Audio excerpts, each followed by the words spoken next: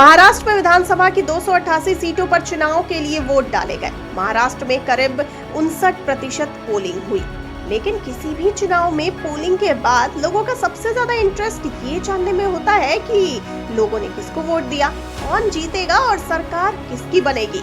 ये जानने का सिर्फ और सिर्फ एक ही पैमाना है, वो है एग्जिट पोल। जी हाँ, आज 6 एजेंसीज के एग्जिट पोल सामने आए हैं। मोटे तौर पर सारे एग्जिट पोल इस बात पर एकमत है कि महाराष्ट्र में एनडीए की सरकार बनेगी और बीजेपी सबसे बड़ी पार्टी बनकर उभरेगी। आइए आपको बताते हैं महाराष्ट्र में महायुति सत्ता में लौट रही है या फिर नहीं। तो बता दें कि सारे एग्जिट पोल को मिलाकर इनका एवरेज निकाला जाए तो महाराष्ट्र में महायुति को कम से कम 149 और ज्यादा से ज्यादा 165 सीटें मिल सकती है, जो बहुमत के आंकड़े 145 से ज्यादा है। पोल्स ऑफ पोल में महाविकास आघाड़ी को 114 से 132 के बीच सीटें मिलने की संभावना है, जबकि अन्य के खाते में 9 से 13 सीटें जा सकती हैं।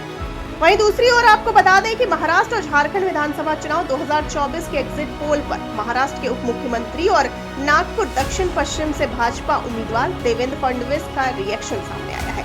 फडणवीस ने कहा, मुझे ऐसा लगता है कि जब जब वोटिंग प्रतिशत बढ़ता है तो बीजेपी को ही इसका फायदा होता है। तो मैं ऐसा मानता हूं कि जो बढ़ा हुआ वोटिंग प्रतिशत है, इससे बीजेपी महायुति को फायदा होगा।